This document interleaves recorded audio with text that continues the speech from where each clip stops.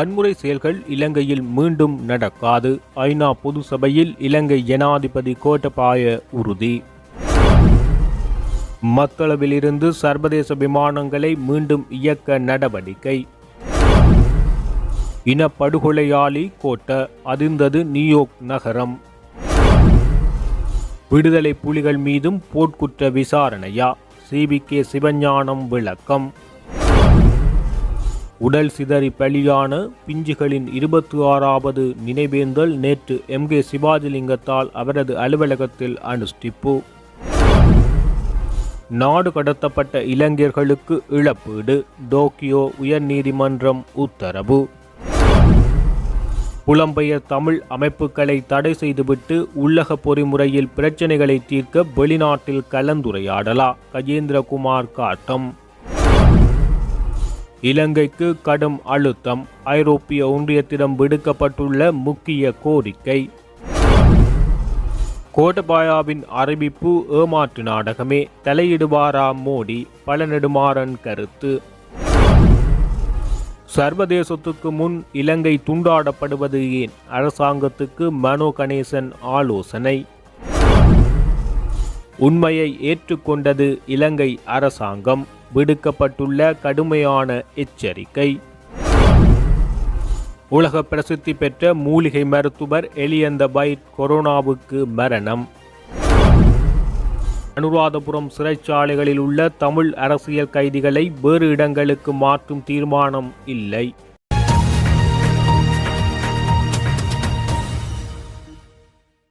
அனுராதபுரம் சிறைச்சாலையில் தமிழ் அரசியல் கைதிகள் சிலருக்கு எதிராக இடம்பெற்ற சம்பவத்தை அரசாங்கமாகவும் நீதி அமைச்சராகவும் வன்மையாக கண்டிப்பதாகவும் இது குறித்து உரிய நடவடிக்கைகள் முன்னெடுக்கப்படும் என நீதியமைச்சர் அலி சப்ரி தெரிவித்துள்ளார். இந்த சம்பவத்தை அடுத்து முன்னாள் விடுதலை புலி இயக்கத்தின் கைதிகள் வேறு இடங்களுக்கு மாற்ற தீர்மானம் எடுக்கவில்லை எனவும் தொடர்ந்தும் அனுராதபுரம் சிறையில் வைக்கப்படுவார்கள் எனவும், ஆனால் அவர்களுக்கு முழுமையான உயரிய பாதுகாப்பை கொடுக்கவும் பாதுகாப்பான இடங்களுக்கு மாற்றவும் நடவடிக்கை எடுக்கப்பட்டுள்ளதாக நீதியமைச்சர் தெரிவித்துள்ளார்.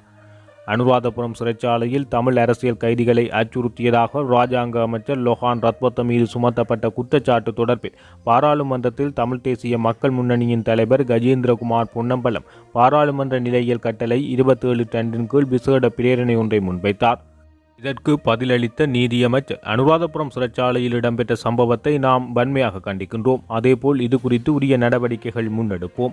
நிதி அமைச்சராக நான் வன்மையாக கண்டிக்கின்றேன். இனிமேல் எப்போதும் இவ்வாறான சம்பவங்கள் இடம்பெறாத வகையில் நடவடிக்கை எடுக்கப்படும் எனவும், பாதிக்கப்பட்ட சிறை கைதிகள் குடும்பத்தினருக்கும் எமது அனுதாபங்களை தெரிவித்துக் கொள்வதோடு அத்துடன் அரசியல், இன மற்றும் மத சாயம் பூசி இதனை கையாளாதிருக்குமாறு கேட்டுக்கொள்வதாகவும் தெரிவித்துள்ளார். இந்த சம்பவம் தொடர்பில் சட்டமா அதிபர் திணைக்களம் நடவடிக்கை எடுக்க ஆரம்பித்துள்ளது. உரிய விசாரணைகள் முன்னெடுக்கப்படுகின்றது. இப்போதும் அதற்கான நடவடிக்கைகள் முன்னெடுக்கப்படுகின்றது. மனித உரிமைகள் ஆணைக்குழு சுயாதீனமாக விசாரணைகளை நடத்துமாறு கூறியுள்ளது. பாதிக்கப்பட்ட தரப்பினர் பாதுகாக்கப்படும் விதமாக நடவடிக்கைகள் முன்னெடுக்கப்படும் எனவும் இன்று அமைச்சரவையில் தீர்மானம் ஒன்றும் இது குறித்து எடுக்கப்பட்டுள்ளது. அதாவது ஓய்வு பெற்ற உயர்நீதிமன்ற நீதிபதி கொண்ட குழுவின் சுயாதீன விசாரணை ஒன்றினையும் முன்னெடுத்து எமக்கு அறிக்கையிட பணிக்கப்பட்டுள்ளது எனவும், ஆகவே எக்காரணம் கொண்டும் இனம் மதம் பாகுபாடு பார்த்து இவை ஒருபோதும் மூடி மறைக்கப்பட மாட்டாது என தெரிவித்துள்ளார். குற்றவியல் சட்டத்தின் கீழ் நடவடிக்கைகள் முன்னெடுக்கப்படும் எனவும், அத்துடன் சட்டமா அதிபரின் கண்காணிப்பு செயற்பாடுகளும் நிச்சயமாக இருக்கும் எனவும், சிறை கைதிகளை வேறு சிறைகளுக்கு மாற்ற முடியுமா என கேள்வி எழுப்பப்பட்ட போது இது குறித்து தீர்மானம் எடுக்கப்படவில்லை. விடுதலை புலி கைதிகள் தொடர்ந்தும் அனுராதபுரம் சிறையில் வைக்கப்படுவார்கள். ஆனால் அவர்களுக்குரிய பாதுகாப்பை கொடுக்க ஏற்கனவே பணித்துள்ளோம். சாட்சியாளர்களை பாதுகாப்பும் அமைப்பும் இதனை வலியுறுத்தியுள்ளது என அவர் சுட்டிக்காட்டியுள்ளார். 1979ஆம் ஆண்டு பயங்கரவாத சட்டம் கொண்டுவரப்பட்ட வேளையில் பாதுகாப்பு அமைச்சருக்கு ஆலோசனை வழங்கும் ஆலோசனை குழு எதுவும் நியமிக்கப்படவில்லை. ஆனால் ஜனாதிபதி கோட்டபாய ராஜபக்ச தற்போது ஆலோசனை குழுவை நியமித்தார். ஓய்வு பெற்ற உயர்நீதிமன்ற நீதிபதி அசோக டி சில்வா, முன்னாள் சட்டமா அதிபர் சுகத கம்லத் மற்றும் ஓய்வு பெற்ற உயர் நீதிமன்ற நீதிபதி ஹெண்டோடுவா ஆகியோர் நியமிக்கப்பட்டுள்ளனர். ஆகவே எவரேனும் ஒருவர் தவறாக பயங்கரவாத தடை சட்டத்தின் கீழ் கைது செய்யப்பட்டால் அல்லது கைது செய்யப்படும் எவரும் அவ்வாறு கைது செய்யாது இருந்தால் குறித்த குழுவில் தெரிவிக்க முடியும். சகல சிறை கைதிகளையும் பாதுகாக்கும் மதிக்கும் நடவடிக்கைகள் எமது அரசாங்கம் முன்னெடுக்கும் என அவர் இதன் போது சுட்டிக்காட்டியுள்ளார். இலங்கையின் அரச நிறுவனமான ஸ்ரீலங்கன் ஏர்லைன்ஸ் மத்தள ராஜபக்ச சர்வதேச விமான நிலையத்திலிருந்து முதல் முறையாக மாலைதீவுக்கு பாரத்துக்கு ஒரு விமானத்தை விரைவில் இயக்கவுள்ளதாக தெரிவிக்கப்படுகின்றது. ஸ்ரீலங்கன் ஏர்லைன்ஸ் தற்போது மத்தள விமான நிலையத்தில் திட்டமிடப்பட்ட செயற்பாடுகளை கொண்டிருக்கவில்லை என விமான நிலையங்களின் தலைமை செயற்பாடுகளின் இயக்குனர் செஹான் சுமணசேகர தெரிவித்தார். மத்தளவை அபிவிருத்தி செய்வதற்கான விரிவான திட்டத்தில் இந்த நடவடிக்கை படிப்படியாக பாரத்துக்கு 2 முறை அதிகரிக்கப்பட உள்ளது. சுற்றுலா மற்றும் விமான போக்குவரத்து அமைச்சர் பிரசன்ன ரணதுங்க மத்தள விமான நிலையத்தில் இருந்து செயல்படுத்தப்படும் சர்வதேச விமான நிலையங்களுக்கு சிறப்பு சலுகைகளை அறிவித்தார் என்பது விசேட அம்சமாகும். யாழ் வடமராட்சி கிழக்கு நாகர்கோவில் மகாவித்தியாலய பாடசாலை மீது 1995 ஆண்டு செப்டம்பர் மாதம் 22ஆம் தேதி இலங்கை விமானப்படை மேற்கொண்ட குண்டுவீச்சு தாக்குதலில் படுகொலை செய்யப்பட்ட 21 மாணவர்கள் உட்பட 39 பேரின் 26ஆம் ஆண்டு நினைவேந்த நிகழ்வு நேற்றைய தினம் தமிழ் தேசிய கட்சி அலுவலகத்தில் இடம்பெற்றது. முன்னாள் பாராளுமன்ற உறுப்பினரும் தமிழ் தேசிய கட்சியின் பொதுச் செயலாளருமான MK சிவாஜிலிங்கம் ஈகை சுடரேற்றி அகவணக்கம் மலர் வணக்கம் செலுத்தி நினைவு கூர்ந்தார். 1995ஆம் ஆண்டு செப்டம்பர் மாதம் 22ஆம் தேதி நண்பகல் 12:30 மணியளவில் மாணவர்கள் தமது பாடசாலை விளையாட்டு மைதானத்தில் விளையாடி கொண்டிருந்த வேளை விமானப்படையின் புக்கரா விமானத்தால் கண்மூடித்தனமாக நடத்தப்பட்ட குண்டுவீச்சு 21 மாணவர்கள் பலியாகினர். பலர் படுகாயங்களுக்குள்ளானர். விமானத்தின் சத்தத்தை கேட்டு மாணவர்கள் பயத்தினால் ஒரு மரத்தின் கீழ் நின்ற வேளை மரத்தின் மீது விழுந்த குண்டினால் அந்த இடத்தில் 21 மாணவர்கள் உடல் சிதறி பலியானார்கள். இதில் பொதுமக்கள் 18 பேர் கொல்லப்பட்டமையும் குறிப்பிடத்தக்கது.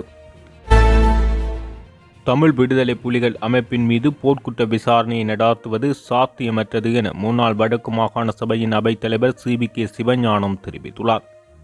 இலங்கை அரசாங்கமே விடுதலை புலிகளை அழித்து விட்டதாக மாற்றட்டும் இந்த சூழ்நிலையில் அவ்வாறான அமைப்பு இந்த நாட்டில் இல்லை என்று கூறும் இவர்கள் கூற்றுக்கு அமைவாக யாரிடம் இந்த விசாரணைகளை மேற்கொள்வது என இதன்போது அவர் கேள்வி எழுப்பியுள்ளார். எனவே போர்க்குற்ற விசாரணைகளை புலிகள் மீது மேற்கொள்ள முடியாத நிலைமை காணப்படுகின்றது என அவர் இதன்போது சுட்டிக்காட்டியுள்ளார். அமெரிக்காவில் இனப்படுகொலையாளி கோட்டபய ராஜபக்ச என தெரிவித்து அவரின் வருகைக்கு எதிர்ப்பு தெரிவித்து போராட்டம் இடம்பெற்றுள்ளது. அமெரிக்காவில் வசிக்கும் இலங்கையர்களே நியூயார்க் நகரில் இந்த எதிர்ப்பு போராட்டத்தை நடத்தியுள்ளதாக தெரிவிக்கப்படுகின்றது. அமெரிக்காவுக்கு உத்தியோகபூர்வ விஜயம் மேற்கொண்டுள்ள நாட்டின் ஜனாதிபதி கோட்டபய ராஜபக்ச ஐக்கிய நாடுகள் பொது சபையில் உரையாற்றியிருந்தார். இந்த நிலையில் மேற்படி ஆர்ப்பாட்டம் நடத்தப்பட்டுள்ளதுடன் ஈஸ்டர் தாக்குதலுடன் சம்பந்தப்பட்ட உண்மையான குற்றவாளிகளை கண்டறியுமாறும் அரசியல் எதிரிகளை அடக்குவதை உடனடியாக நிறுத்துமாறும் ஆர்ப்பாட்டக்காரர்கள் கோரிக்கை விடுத்துள்ளமை குறிப்பிடத்தக்கது. இலங்கையில் ஆயிரக்கணக்கான உயிர்களும் பல தசாப்தங்களுக்கு செழிப்பும் இழக்கப்பட்டுள்ளது. இதுபோன்ற வன்முறை செயல்கள் இலங்கையில் மீண்டும் நடக்காதென இலங்கை ஜனாதிபதி கோட்டபய ராஜபக்ச தெரிவித்துள்ளார். ஐநா பொதுசபை கூட்டத்தொடரில் இலங்கை ஜனாதிபதி கோட்டபய ராஜபக்ச நேற்றைய தினம் உரையாற்றும் போது இதனை அவர் தெரிவித்துள்ளார். COVID-19 தொற்று பரவலின் மூலம் கற்றுக்கொண்ட பாடங்களை பரிமாற்றிக்கொள்ள சிறந்த முறையில் நாடுகளை மீள கட்டியெழுப்ப பிராந்திய தகவல் மையம் ஒன்றை அமைப்பதற்கான ஒத்துழைப்பு உலக சுகாதார ஸ்தாபனத்துக்கு வழங்க இலங்கை எதிர்பார்க்கிறது எனவும் வைரஸ் தொற்றுக்கு எதிரான தடுப்பூசி ஏற்றல் மற்றும் சிகிச்சை முறைமைகள் அறிமுகப்படுத்துவதில் அறிவியல் ஆராய்ச்சியாளர்கள் மற்றும் சுகாதாரத்துறையினரால் மேற்கொள்ளப்பட்டு வரும் வேகமானதும் ஆக்கப்பூர்வமானதுமான செயற்பாடுகளை நான் மிகவும் பாராட்டுவதாக இதன்போது சுட்டிக்காட்டியுள்ளார். அபிவிருத்தி அடைந்து வரும் நாடாக இருப்பினும் தடுப்பூசி ஏற்றல் வேலை திட்டத்தில் இலங்கை வெற்றி கண்டுள்ளது என தெரிவித்துள்ளார். சுகாதார சேவை ஊழியர்கள், பாதுகாப்பு படையினர் மற்றும் போலீசார், அரச ஊழியர்கள் மற்றும் தெரிவு செய்யப்பட்ட மக்கள் பிரதிகளிடையிலான ஒருங்கிணைப்பே இந்த தடுப்பூசி ஏற்றல் வேலை திட்டத்துக்கு அடித்தளமாக அமைந்துள்ளது என சுட்டிக்காட்டியுள்ளார். 2030 அடைய எதிர்பார்க்கும் நிலையான வளர்ச்சி இலக்குகளுக்கான நிகழ்ச்சி நிரலை செயற்படுத்துவதற்கு பாதகமாக இந்த தொற்று நோய் அமைந்துள்ளது. அபிவிருத்தி அடைந்து வரும் நாடுகள் இவ்வாறான நிலையற்ற தன்மையிலிருந்து மீள்வதற்காக சர்வதேச பொறிமுறை ஒன்றின் ஊடாக அபிவிருத்திக்கான நிதி மற்றும் கடன் சலுகை உள்ளிட்ட மேலும் பல வேலை திட்டங்களை முன்னெடுப்பது அத்தியாவசியமாகியுள்ளது எனவும் தொற்று பரவல் காரணமாக இலங்கை கடுமையான சிரமத்துக்கு உள்ளாகியுள்ளது. சோகமயமான உயிரிழப்புகளுக்கு மேலதிகமாக எங்களுடைய பொருளாதாரத்துக்கு பாரிய அச்சுறுத்தல் ஏற்பட்டுள்ளது. நாட்டை பூட்டுவது மற்றும் போக்குவரத்து நடவடிக்கைகளுக்கு கட்டுப்பாடு விதித்தல், சர்வதேச உல்லாச பயணிகளின் வருகை வீழ்ச்சி மற்றும் மிதமான உலக வளர்ச்சி என்பன எமது பொருளாதாரத்தின் அனைத்து பிரிவுகளுக்கும் பாதிப்பை ஏற்படுத்தியுள்ளது என சுட்டிக்காட்டியுள்ளார்.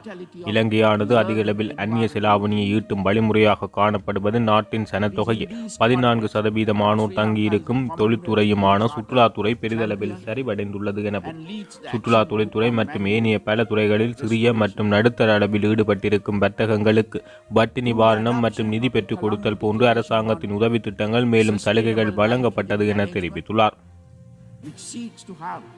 காலநிலை மாற்றம் மற்றும் பல்லுயிர் பரம்பல் இல்லாமல் போவதால் ஏற்படக்கூடிய அச்சுறுத்தல்களுக்கு தீர்வு காண்பதற்காக தீர்க்கமானதும் உடனடியானதுமான பலதரப்பு நடவடிக்கை ஒன்றின் தேவை அவசியம் எனவும் காலநிலை மாற்றங்களுக்கு இலக்காகும் ஒரு நாடாக அதில் உள்ள அபாயங்கள் குறித்து இலங்கை நன்கு அறிந்துள்ளது. இலங்கையின் தத்துவ பாரம்பரியம் ஆழமாக வேரூன்றியுள்ளது என்றும் சுற்றுச்சூழல் மதிப்பை பாதுகாக்க வேண்டியதன் அவசியத்தை கௌதம புத்தர் வலியுறுத்தியுள்ளார் என சுட்டிக்காட்டியுள்ளார். 2030 ஆண்டுக்குள் நைட்ரஜன் கழிவுகளின் அளவை அரைவாசியாக குறைக்க எதிர்பார்த்திருப்பதோடு நிலையான நைட்ரஜன் முகாமைத்துவம் மற்றும் கொழும்பு சாசனத்தை நிறைவேற்றிய கொண்டதன் மூலம் சுற்றுச்சூழல் மாசடைவதை கட்டுப்படுத்தி உலகளாவிய முயற்சிகளுக்கு இலங்கையும் பங்களிப்பு நல்கியுள்ளது என தெரிவித்துள்ளார். ஏப்ரல் மாதம் இடம்பெற்ற முன்கூட்டியே மாநாட்டில் ஆன்லைன் ஊடாக கலந்து கொண்டதன் மூலம் இந்த மாதத்தின் பிற்பகுதியில் இடம்பெறும் ஐநா உணவு மாநாடானது உலகளவில் ஆரோக்கியமானதும் நிலையான மற்றும் சமமான உணவுகள் முறைமைகளை ஊக்குவித்தல் தொடர்பில் செயற்பாட்டு ரீதியிலான பிரதிபலன்களை பெற்றுத்தரும் என நான் எதிர்பார்க்கின்றேன். அவ்வாறான பிரதிபலன்கள் மனித சுகாதாரத்தை போன்றே இந்த பூமியின் சுகாதாரத்துக்கு முக்கியமாக அமையும் என தெரிவித்துள்ளார். சேதன பசலை உற்பத்தி மற்றும் அதனை பயன்படுத்தி மேற்கொள்ளப்படும் விவசாயத்துக்கான முதலீடுகள் ஊக்குவிக்கப்படும். இலங்கைக்குள் நிலையான விவசாயத்தை உருவாக்குவதற்காக எடுக்கப்பட்ட முயற்சிகளுக்காக உலகளாவிய நிறுவனங்கள் மற்றும் அரசாங்கங்கள் பலவற்றிடமிருந்து கிடைக்கப்பெற்ற ஊக்கமளிப்புக்கு இவ்விடத்தில் நன்றி தெரிவிப்பதாக தெரிவித்துள்ளார். நாடு முழுவதும் காணப்படும் 100 ஆறுகளுக்கு மேலானவற்றை சுத்தம் செய்து மீட்கவும் ஆறுகள் மற்றும் சமுத்திர மாசுபடுத்தலுக்கு எதிராக நிற்கவும் நாங்கள் நடவடிக்கை எடுத்துள்ளோம். சுற்றுச்சூழல் பாதுகாப்புக்கு ஆதரவாக ஒருமுறை உபயோகிக்கும் பிளாஸ்டிக் பயன்பாட்டுக்கும் தடை விதித்துள்ளோம். படிம எரிபொருள் பயன்பாட்டை குறைத்து கார்பனேட்டை அதிகரிப்பதற்கான அவசர தேவையை இலங்கை அடையாளம் கண்டுள்ளது. எம்முடைய மின்சக்தி கொள்கையினூடாக 2030 ஆண்டு எமது தேசிய மின்சார தேவையின் 70% சூரிய சக்தி, காற்றாலை மற்றும் நீர் போன்ற புதுப்பிக்க சக்தி வலுக்களினூடாக பெற்றுக்கொள்ள எதிர்பார்க்கின்றோம். 2019 ஆண்டில் அடிப்படைவாத மதவாத தீவிரவாதிகளால் நடத்தப்பட்ட உயிர்த்த தின தாக்குதல்களையும் இலங்கை எதிர்கொண்டது. அதற்கு முன்னர் 2009 ஆண்டு வரையில் 30 வருடங்களாக இலங்கை யுத்தம் நிலவியது. பயங்கரவாதம் என்பது உலகளாவிய அச்சுறுத்தல் என்பதோடு அதனை வெற்றி கொள்ள வேண்டுமாய் விசேடமாக புலனாய்வு தகவலை பரிமாற்றிக் கொள்வதற்கு சர்வதேசத்தின் ஒத்துழைப்பு அத்தியாவசியம். கடந்த அரை நூற்றாண்டு காலத்தில் இலங்கையில் ஆயிரக்கணக்கான உயிர்களும் பல தசாப்தங்களுக்குரிய செழிப்பும் இழக்கப்பட்டது. இதுபோன்ற வன்முறை செயல்கள் இலங்கையில் மீண்டும் நடக்காது என்பதை உறுதி செய்வதில் எனது அரசு உறுதியாக உள்ளது. ஆனால் அவற்றின் பின்னால் காணப்படும் அடிப்படை பிரச்சனைகளை தீர்ப்பதற்கான நடவடிக்கைகளை எடுத்து வருகின்றோம். நீடித்த சமாதானத்தை நாட்டுக்குள் ஏற்படுத்திக் கொள்ள தேசிய நிறுவனங்களின் ஊடாக பொறுப்பு கூறல், மறுசீரமைக்கப்பட்ட நீதி மற்றும் அர்த்தமுள்ள நல்லிணக்கம் ஆகியவற்றை ஏற்படுத்த வேண்டிய அவசியம் உள்ளது எனவும் பொருளாதார அபிவிருத்தியின் பிரதிபலனுக்காக நியாயமான பங்கேற்பை உறுதி செய்வதில் உண்மையாக இருக்க வேண்டும். இனப்பாகுபாடு, மதம் மற்றும் பாலின வேறுபாடுகளின்றி அனைத்து இளைஞர்களுக்கும் வளமானதும் நிலையானதுமான பாதுகாப்பானதுமான எதிர்காலத்தை உருவாக்குவதே என்னுடைய அரசாங்கத்தின் நோக்கம். இந்த செயற்பாட்டுக்காக அனைத்து உள்ளூர் பங்குதாரர்களும் இணைந்து சர்வதேச பங்குதாரர்களும் மற்றும் தேசிய ஐக்கிய நாடுகள் சபையின் ஒத்துழைப்பினையும் பெற்றுக்கொள்ள நாங்கள் தயாராக இருப்பதாக அவர் இதன் போது கேட்டுக்கொண்டுள்ளார். இறையாண்மையுடன் கூடிய அனைத்து அரசாங்கங்களினது அளவையும் வலிமையையும் பொருட்படுத்தாமல் நியாயமான முறையில் கருதி அவர்களின் வழிமுறை மற்றும் பாரம்பரியத்துக்குரிய மரியாதையுடன் வசதிகளை ஏற்படுத்தி கொடுப்பது ஐக்கிய நாடுகள் சபையின் பொறுப்பாக உள்ளது. ஆப்கானிஸ்தானில் பௌத்த உரிமைகளை பாதுகாத்து ஊக்குவிக்குமாறு ஐக்கிய நாடுகள் சபையிடமும் சர்வதேசத்திடமும் கேட்டுக்கொள்வதாக அவர் தனது உரையில் தெரிவித்துள்ளார். Universal adult franchise since pre-independence. The democratic tradition is an integral part of our way of life.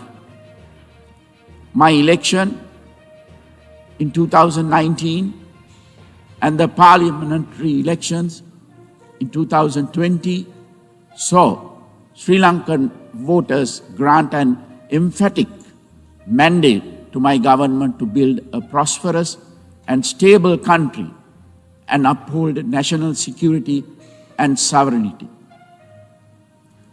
In 2019, Sri Lanka experienced the devastation wrought by extremist religious terrorists in the Easter Sunday attacks.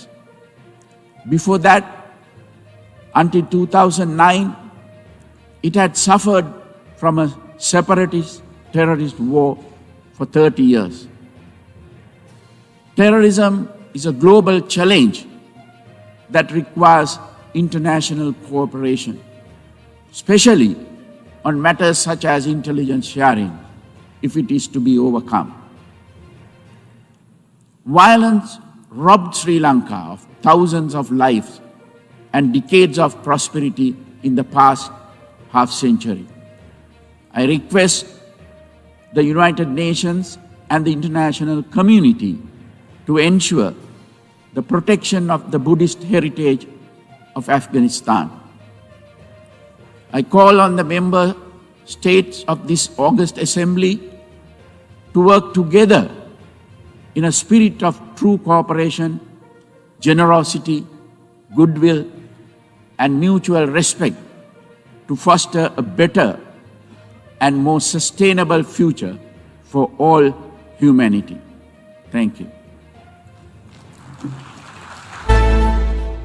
உலக பிரசித்தி பெற்ற மூலிகை மருத்துவ எலியந்த byte corona virus தொற்றினால் சற்று முன்னர் உயிரிழந்துள்ளதாக தெரிவிக்கப்படுகின்றது. பிரதமர் மஹிந்த ராஜபக்ச, லசித் மாலிங்க, சச்சின் டெண்டுல்கர் உள்ளிட்ட முக்கிய நபர்களுக்கு பண்டைய கால மருத்துவ முறைகள் மூலம் நோய்கள் உபாதைகளை குணப்படுத்தியவர் இவர் என தெரிவிக்கப்பட்டுள்ளது. கொரோனா வைரஸ் தொற்றினால் ஒரு வார காலம் பாதிக்கப்பட்டு தனியார் வைத்தியசாலையில் சிகிச்சை பெற்று வந்த நிலையில் மேலதிக சிகிச்சைகளுக்காக காலி கராப்பட்டிய வைத்தியசாலைக்கு அனுமதிக்கப்பட்ட வேளையில் உயிரிழந்துள்ளதாக தெரிவிக்கப்படுகின்றது. கொரோனா தொற்று நிலைமைகளின் போது அவற்றை குணப்படுத்துவது தொடர்பாக பல்வேறு சர்ச்சைகளில் சிக்கியவர் என்பது குறிப்பிடத்தக்கது. தற்போதைய அரசு ஆட்சிக்கு வந்தவுடன் பல எண்ணிக்கையிலான புலம்பெயர் தமிழ் அமைப்புகளை தடை செய்துவிட்டு தற்போது உள்ளக பொறிமுறையில் பிரச்சினைகளை தீர்த்துக் கொள்வதற்கு கலந்துரையாட வருமாறு புலம்பெயர் தமிழருக்கு ஐநாவில் வைத்து ஜனாதிபதி கோட்டபய ராஜபக்ச அழைப்பு விடுப்பது வெற்று பேச்சு. தமிழ் தேசிய மக்கள் முன்னணியின் தலைவரும் யாழ் மாவட்ட பாராளுமன்ற உறுப்பினருமான கஜேந்திரகுமார் பொன்னம்பலம் தெரிவித்துள்ளார். பாராளுமன்றத்தில் நேற்று இடம்பெற்ற பாவனையாளர் அலுவல்கள் அதிகார சபை சட்டம் மூலம் 2வது மதிப்பீடு மீதான விவாதத்தில் உரையாற்றும் போது அவர் இதனை தெரிவித்துள்ளார். கடந்த 19ஆம் தேதி நியூயோர்க் நகரில் ஐநா பொதுச் செயலாளரை ஜனாதிபதி கோட்டபய ராஜபக்ச சந்தித்த போது உள்ளக பொறிமுறையில் பிரச்சினைகளை தீர்த்துக் கொள்வதற்கான கலந்துரையாடலுக்கு வருமாறு புலம்பெயர் தமிழருக்கு அழைப்பு விடுத்ததாக தெரிவிக்கப்பட்டது. இந்த அரசு ஆட்சிக்கு வந்து சிறிது காலத்தில் பல எண்ணிக்கையிலான புலம்பெயர் அமைப்புகளை தடை செய்துவிட்டு இவற்றை எவ்வாறு தடை செய்துவிட்ட அமைப்புகளை ஐநாவுக்கு செல்லும் போது அழைக்கின்றனர். இது முழுமையான வெற்று பேச்சு. இதேவேளை காணாமல் போனோருக்கு மரண சான்றிதழ் வழங்குவதாக நடவடிக்கை எடுக்கப்படுவதாக ஜனாதிபதி தெரிவிக்கின்றார். அப்படியானால் அவர்களுக்கு என்ன நடந்தது என்ற பதிலை ஜனாதிபதி வழங்க வேண்டும். அதேபோன்று ஆட்சிக்கு வந்த பின்னர் தமிழ் அரசியல் கைதிகளை விடுதலை செய்ததாக ஜனாதிபதி தெரிவிக்கின்றார். தண்டனை காலம் முடிவடைய உள்ளவர்களே அவ்வாறு விடுவிக்கப்பட்டுள்ளனர். இந்த நிலையில் இவ்வாறான அறிவித்தல்கள் சர்வதேசத்துக்கு ஜனாதிபதி வழங்கும் வெற்று பேச்சுகளாகவே காணப்படும் என அவர் சபையில் தெரிவித்துள்ளார். இலங்கை அதன் மனித உரிமைகள் சட்டத்துக்கு இணங்கவும் ஐரோப்பிய ஒன்றிய சந்தைக்கான வரிச்சலுகையை பெற்றுக்கொள்ளவும் குறுகிய கால வரையறையுடன் கூடிய தெளிவான கட்டமைப்பை பகிரங்கமாக உருவாக்கும் வேண்டுமென மனித உரிமை கண்காணிப்பகம் கோரிக்கை விடுத்துள்ளது. ஐரோப்பிய ஒன்றியத்துக்கு அனுப்பியுள்ள கடிதத்தில் இவ்விடயம் தெரிவிக்கப்பட்டுள்ளது. இலங்கையில் மனித உரிமை மோசமடைந்து வருவது குறித்து ஐரோப்பிய ஒன்றியம் கொடுத்து வரும் அழுத்தம் காரணமாக பல்வேறு சட்டங்களை திருத்துவதாக இலங்கை அரசாங்கம் ஐரோப்பிய ஒன்றியத்துக்கு அறிவித்துள்ளது. ஆனால் இந்த அறிவிப்புகளில் மிகவும் நம்பகத்தன்மையற்றவை எனவும் இலங்கை தனது வர்த்தகத்துக்காக ஐரோப்பிய ஒன்றியத்தின் வரி சலுகைகள் பெற வேண்டுமாயின் வாக்குறுதிகளுக்கு மட்டுப்படுத்தப்படாத நிரந்தர சீர்திருத்தங்கள் தேவை என்பதை ஐரோப்பிய ஒன்றியம் தெளிவுபடுத்த வேண்டும். ஜனாதிபதி கோட்டபய ராஜபக்சவின் ஆட்சியின் கீழ் இலங்கை அரசாங்கம் சிவில் சமூகத்தை ஒடுக்கி எதிர்ப்பாளர்களின் குரல்களை அடக்கி சிறுபான்மையினரை குறிவைத்து பயங்கரவாத தடை சட்டத்தை மேலும் துஷ்பிரயோகம் செய்து வருகின்றது என்பதுடன் போர்க்குற்றங்களுக்கான பொறுப்பு கூறலையும் நிறுத்தியுள்ளது. ஐரோப்பிய ஒன்றியம் இலங்கை அரசு மனித உரிமைகள் மீறல் மற்றும் போர்க்குற்றங்களுக்கான தண்டனை வழங்காது போனால் ஏற்படும் விளைவுகள் குறித்து ஐரோப்பிய ஒன்றியம் தெளிவுபடுத்த வேண்டும் என மனித உரிமைகள் கண்காணிப்பகத்தின் ஐரோப்பிய ஒன்றிய பணிப்பாளர் லோர்ட் லீச் தெரிவித்துள்ளார். மனித உரிமைகள் உடன்படிக்கை உட்பட 27 சர்வதேச மாநாடுகளின் இணக்கங்களுக்கு ஏற்ப இலங்கை ஆட்சி அதிகாரத்தை முன்னெடுக்க வேண்டும். 2 ஆண்டுகளுக்கு முன்னர் ஐரோப்பிய ஒன்றியம் இலங்கையின் முந்தைய செயற்பாடுகள் தொடர்பான மதிப்பீடுகள் செய்த போது இலங்கை அரசு அந்த கடமைகளையும் இணக்கங்களையும் மீறியிருந்தது. போதிய முன்னேற்றம் இல்லை என்றால் இலங்கை GSP+ வரிச்சலுகையிலிருந்து நீக்கப்படும் என ஐரோப்பிய ஒன்றியத்தில் கடந்த ஜூன் மாதம் பிரேரணை சமர்ப்பிக்கப்பட்டது. ஜூன் மாதம் ஐரோப்பிய பாராளுமன்றத்தில் அந்த தீர்மானம் ஏற்றுக்கொள்ளப்பட்டதைத் தொடர்ந்து போர்க்குற்றங்களுடன் சம்பந்தப்பட்ட 16 கைதிகள் தண்டனை காலம் முடிந்து அல்லது முடிவடையும் தருவாயில் ஜனாதிபதி மன்னிப்பில் விடுவிக்கப்பட்டனர். ஏனைய கைதிகளின் விடுதலையை பரிந்துரை செய்ய ஒரு ஆலோசனை குழு நியமிக்கப்பட்டது. ஆனால் இதுபோன்ற தற்காலிக நடவடிக்கைகள் தொடர்ச்சியான வன்முறைக்கு எதிராக நம்பகத்தன்மையான சட்ட பாதுகாப்பை வழங்காது என மனித உரிமைகள் கண்காணிப்பகம் தெரிவித்துள்ளது. இலங்கையில் அதிகரித்து வரும் மனித உரிமை நெருக்கடியை தீர்க்க ஐரோப்பிய ஒன்றியம் GSP+ பயன்படுத்த வேண்டும் என மனித உரிமைகள் கண்காணிப்பகம் தெரிவித்துள்ளது. ஐரோப்பிய ஒன்றியம் சர்வதேச மனித உரிமைகள் தொடர்பில் வழங்கியுள்ள விதிமுறைகளுக்கு அமைய இலங்கை கடுமையான மீறல் மற்றும் மனித உரிமை மீறல்களில் ஈடுபடும் நபர்களுக்கு எதிராக இலக்கு வைக்கப்பட்ட தடைகளை விதிக்கும் ஐநா மனித உரிமை ஆணையாளரின் பரிந்துரைகளை ஐரோப்பிய ஒன்றியம் ஆராய வேண்டும் என மனித உரிமை கண்காணிப்பகம் கேட்டுக்கொண்டுள்ளது. ஜப்பானிய குடிவரவு அதிகாரிகளின் 2 இலங்கையர்கள் மீதான நடவடிக்கைகள் அரசியலமைப்புக்கு முரணானது என டோக்கியோ உயர்நீதிமன்றம் புதன்கிழமை தீர்ப்பளித்துள்ளது. அகதிகள் அந்தஸ்து மறுக்கப்பட்ட பின்னர் சட்ட நடவடிக்கை எடுக்க போதிய நேரம் கிடைக்காமல் குறித்த இருவரும் இலங்கைக்கு நாடு கடத்தப்பட்டதாக தெரிவிக்கப்படுகின்றது. இந்த நிலையில் குறித்த இருவரும் 10 மில்லியன் ஜென் இழப்பீடு கோரி அரசுக்கு எதிராக வழக்கு தொடர்ந்துள்ளனர். இதன்படி வழக்கு தொடர்பான தீர்ப்பு புதன்கிழமை வெளியாகியுள்ளது. இந்த தீர்ப்பு உரிமைக்கோரல்களை நிராகரித்த கீழ் நீதிமன்ற முடிவை மாற்றியுள்ளதாக தெரிவிக்கப்படுகின்றது. ஜப்பானின் அரசியலமைப்பின் 32வது பிரிவின் கீழ் உத்தரவாதம் அளிக்கப்பட்டுள்ளதன்படி குடிவரவு அதிகாரிகள் விசாரணைக்கான உரிமையை மீறியுள்ளனர் என தலைமை நீதிபதி யூதக கிரிதா தெரிவித்துள்ளார். அத்துடன் அதிகாரிகள் இந்த விவகாரத்தை கையாண்ட விதம் மாநில சட்டத்தின் அடிப்படையில் சட்டவிரோதமானது எனவே மொத்தமாக 6 லட்சம் ஜென் இழப்பீடாக வழங்க வேண்டும் என நீதிபதி உத்தரவிட்டுள்ளார். கடந்த காலத்தில் மஹிந்த ராஜபக்சவும் கோட்டபய ராஜபக்சவும் எவ்வாறு நடந்து கொண்டார்கள் என்பதை எண்ணி பார்த்தால் இப்போது கொடுத்துள்ள வாக்குறுதியும் காற்றில் பறக்கவிடப்படும் என தமிழ் தேசிய முன்னணியின் தலைவர் பழ நெடுமாறன் தெரிவித்துள்ளார். அவர் வெளியிட்டுள்ள அறிக்கையில் ஐநா பேரவை கூட்டத்தில் பல்வேறு நாட்டு அதிபர்கள் தலைமை அமைச்சர்கள் பங்கேற்றுள்ளனர். இக்கூட்டத்தில் கலந்து கொள்ள சென்றுள்ள இலங்கை அதிபர் கோட்டபய ராஜபக்ச விடுதலை புலிகளுடன் தொடர்பு கொண்டதற்காக நீண்ட காலமாக சிறையில் அடைக்கப்பட்டுள்ளவர்களுக்கு பொது மன்னிப்பு அளிப்பதில் தனக்கு தயக்கமில்லை என ஐநா செயலாளர் நாயகத்திடம் உறுதியளித்திருப்பதாக செய்திகள் வெளியாகியது. ஆனால் கடந்த காலங்களில் மஹிந்த ராஜபக்சவும் அப்போதைய பாதுகாப்பு செயலாளராக இருந்த கோட்டபய ராஜபக்சவும் எவ்வாறு நடந்து கொண்டார்கள் என்பதை எண்ணி பார்த்தால் இந்த வாக்குறுதிகள் காற்றில் பறக்கவிடப்படும் என்பதில் எவ்வித ஐயமும் இல்லை என தெரிவித்துள்ளார். 2009 போர் முடிந்து மறு ஆண்டு 2010 இலங்கை நடைபெற்ற போர்க்குற்றங்கள் மனித உரிமை மீறல்கள் குறித்து ஐநா விசாரணை ஆணையம் அமைக்கப்படுவதாக அப்போதைய செயலாளர் நாயகம் பான் கி மூன் அறிவித்தார். ஆனால் இந்த விசாரணை குழுவை இலங்கைக்குள் அனுமதிக்க மஹிந்த ராஜபக்ச பிடிவாதமாக மறுத்துவிட்டார். 2012ஆம் ஆண்டில் இலங்கையில் இடம்பெற்ற மனித உரிமை மீறல்கள் குறித்து ஐநா மனித உரிமை ஆணையம் அளித்த பரிந்துரைகள் நிறைவேற்றுவதற்கு இலங்கை அரசு மறுத்தது. 2013ஆம் ஆண்டில் ஐநா மனித உரிமை ஆணையாளர் நவநீதம் பிள்ளை இலங்கைக்கு நேரில் சென்று விசாரணை நடத்த முற்பட்ட போது அவருக்கு ஒத்துழைப்பு கொடுக்க தலைமை அமைச்சர் மஹிந்த ராஜபக்ச மறுத்தார். ஆனாலும் மனித உரிமை ஆணையர் இலங்கை தமிழ் பகுதிகளில் சுற்றுப்பயணம் செய்து நேரடியாக பல உண்மைகளை கண்டறிந்து அறிக்கை அளித்தமை குறிப்பிடத்தக்கது. எத்தகைய விசாரணையுமின்றி சிறையில் அடைக்கப்படுபவர்களை விடுதலை செய்ய வேண்டும் என வலியுறுத்தப்பட்டது. அவரது அறிக்கையை முழுவதுமாக மஹிந்த ராஜபக்ச அரசு ஏற்க மறுத்தது. 2014ஆம் ஆண்டில் இலங்கை அரசின் போர்க்குற்ற மீறல்கள் குறித்து சர்வதேச புலன் விசாரணை நடத்துவதற்கு ஐநா மனித உரிமை ஆணையம் முடிவு செய்தது. ஆனால் இந்த விசாரணை குழுவை தனது நாட்டுக்குள் அனுமதிக்க ராஜபக்ச அரசு மறுத்துவிட்டது. மீண்டும் 2019ஆம் ஆண்டு ராஜபக்ச சகோதரர்கள் பதவிக்கு வந்த பிறகு இலங்கை இறுதிக்கட்ட போரில் இலங்கை இராணுவம் மனித உரிமை மீறலில் ஈடுபட்டதாக 1.5 லட்சம் ஆதாரங்கள் தங்களிடம் இருப்பதாக ஐநா மனித உரிமை ஆணையகம் அறிவித்தது. ஐநா பேரவை கூட்டத்தில் பேசும்போது பிரச்சனை எதுவும் எழுந்துவிடக்கூடாது என்பதற்காக கோட்டபய ராஜபக்ச மிக தந்திரமான அறிவிப்பை வெளியிட்டுள்ளார் என தெரிவித்துள்ளார். நாட்டுக்கு அவர் திரும்பி சென்ற பிறகு சிறையில் வாடும் தமிழர்களை விடுவிப்பார் என்பதற்கு எத்தகைய உத்தரவாதமும் இல்லை. எனவே ஐநா பேரவை கூட்டத்தில் கலந்து கொள்ள சென்றுள்ள இந்திய பிரதமர் மோடி இலங்கை அதிபரிடம் ஐநா மனித உரிமை ஆணையத்தின் பரிந்துரைகளை நிறைவேற்றுமாறு வலியுறுத்த வேண்டும் என கேட்டுக்கொண்டுள்ளார். சிறைகளில் நீண்ட காலமாக தடுத்து வைக்கப்பட்டுள்ள தமிழ் அரசியல் கைதிகளை உடனடியாக விடுதலை செய்து பொறுப்பு கூறும் கடப்பாடை சர்வதேசத்துக்கு முன்னாக நிறைவேற்றும்படி இலங்கை அரசாங்கத்துக்கு ஐக்கிய மக்கள் சக்தியின் பாராளுமன்ற உறுப்பினர் மனோ கணேசன் ஆலோசனை வழங்கியுள்ளார். அனுராதபுரம் சிறையில் இடம்பெற்ற சம்பவங்கள் காரணமாக இலங்கை அரசாங்கம் இன்று சர்வதேசத்துக்கு முன்பாக பதிலளிக்க கடமைப்பட்டுள்ளது. 89களில் ஏற்பட்ட கருப்பு ஜூலை கலவரத்துக்கும் நாங்கள் எதிர்ப்பை வெளியிடுகின்றோம். அது இன்றும் பிழை என்றே தெரிவிக்கின்றோம். 1983 ஆண்டு வெலிக்கடை சிறையில் இடம்பெற்ற கொலையைப் போன்றே அனுராதபுரம் சிறையில் இடம்பெற வாய்ப்புள்ளது.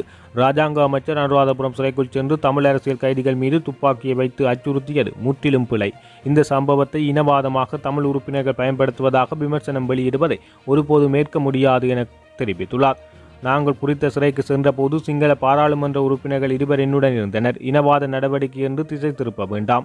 இதுபோன்ற அறிவிப்புகள் காரணமாகவே இன்று சர்வதேசத்துக்கு முன்பாக இலங்கை விமர்சனத்தை எதிர்கொண்டு வருகின்றது. நீதியமைச்சர் அலி சப்ரி இந்த விடயம் பற்றி இன்று பதிலளித்தார். இது குறித்து விசாரணைகள் நடத்துவதாக தெரிவித்தார். ஆனால் 89களில் இடம்பெற்றது போல அண்மையில் திகன பகுதியில் இடம்பெற்றது போல கலவர சம்பவம் அல்ல. இது அப்பட்டமாகவே இடம்பெற்ற சம்பவம். தமிழ் சமூகத்துடன் பேச்சுக்கு தயார் என கோட்டபாய ராஜபக்ச தெரிவித்த போதும் அமைச்சர்களின் இதுபோன்ற செயற்பாடுகள் காரணமாக மனித உரிமை மீறல் பிரச்சனைகள் உருவாகின்றது. ஆகவே இப்போதாவது பிழைகளை அரசாங்கம் திருத்திக் கொள்ள வேண்டும். தமிழ் அரசியல் கைதிகளை விடுதலை செய்து சர்வதேசத்துக்கு முன்பாக பொறுப்பு கூறலை உறுதி செய்யவும், தமிழ் மக்களின் நம்பிக்கையை வென்றெடுக்க முயற்சிக்கவும் என கேட்டுக்கொண்டுள்ளார். நாட்டில் ஒரு சில பொருட்களுக்கு தட்டுப்பாடு ஏற்பட்டுள்ளது. குறிப்பாக பால்மா, அரிசி, சமையல் எரிவாயு, சீமேந்து போன்ற பொருட்களுக்கு தட்டுப்பாடு ஏற்பட்டிருப்பதை ஏற்றுக்கொள்வதாக ராஜாங்க அமைச்சர் லசந்த அழகியவண்ண தெரிவித்துள்ளார். நிர்ணய விலையை விட அதிகமாக விலைகளுக்கு பொருட்கள் விற்பனை செய்யும் வியாபாரிகளுக்கு தண்டப்பணம் இன்று முதல் 1 லட்சம் முதல் 5 லட்சம் வரை அதிகரிக்கப்படும் என தெரிவித்துள்ளார். பாராளுமன்றத்தில் இடம்பெற்ற பாவனையாளர்கள் அலுவல்கள் அதிகார சபை சட்டமூலம் மீதான விவாதத்தில் உரையாற்றும் போது அவர் இதனை தெரிவித்துள்ளார். அதிக விலைக்கு விற்பனை செய்தால் இதுவரை இருந்து வந்த தண்ட பணத்தை அதிகரிப்பதற்கு நடவடிக்கை எடுத்துள்ளோம். அதன் பிரகாரம் 10,000 ரூபாவாக இருந்த தொகை 1 லட்சம் ரூபாய் வரையும், 1 லட்சம் ரூபாவாக இருந்தது 10 லட்சம் ரூபாய் வரையும் அதிகரிக்கப்பட்டுள்ளது. இந்த தொகை 20 லட்சம் வரை அதிகரிக்கப்பட்டுள்ளது எனவும், நாட்டின் தற்போதைய நிலையில் ஒரு சில வியாபாரிகள் அத்தியாவசிய பொருட்களின் விலையை பாரியளவில் அதிகரித்து விற்பனை செய்து வருவதாக தெரிவித்துள்ளார். நாட்டில் 90% நல்லவர்கள் என்றாலும் 10% மோசமான நடவடிக்கை காரணமாக இந்த தீர்மானத்தை நாங்கள் எடுத்துள்ளதாக சுட்டிக்காட்டியுள்ளார். குறிப்பாக பால்மா, அரிசி, சமையல் எரிவாயு, சீமேந்து போன்ற பொருட்களுக்கு தட்டுப்பாடு ஏற்பட்டிருப்பதை நாங்கள் ஏற்றுக்கொள்கின்றோம். இந்த பொருட்கள் இறக்குமதி செய்யும் நிறுவனங்களுக்கு அந்த பொருட்களின் விலை அதிகரிக்குமாறு கோரி வருகின்றனர். உலக சந்தையில் விலை அதிகரிக்கப்பட்டுள்ளதாக தெரிவித்து அவர்களின் விலை அதிகரிப்பை கோருகின்றனர். ஆனால் இந்த பிரச்சனையை தீர்ப்பதற்கு நாளைய தினம் வாழ்க்கை செலவு தொடர்பான குழுவுடன் கலந்துரையாட உள்ளதாக சுட்டிக்காட்டியுள்ளார். நாட்டுக்கு பாதிப்பான எந்த நிபந்தனையும் இல்லை. அத்துடன் அரசியல் அழுத்தங்கள் ஏற்பட்டதாகவும் அவர் குறிப்பிட்டார். விடயத்துக்கு பொறுப்பான அமைச்சர் என்ற வகையில் நான் எந்த வகையான அழுத்தங்களையும் அவருக்கு பிரயோகிக்கவில்லை எனவும் அவர் இதன்போது சுட்டிக்காட்டியுள்ளார்.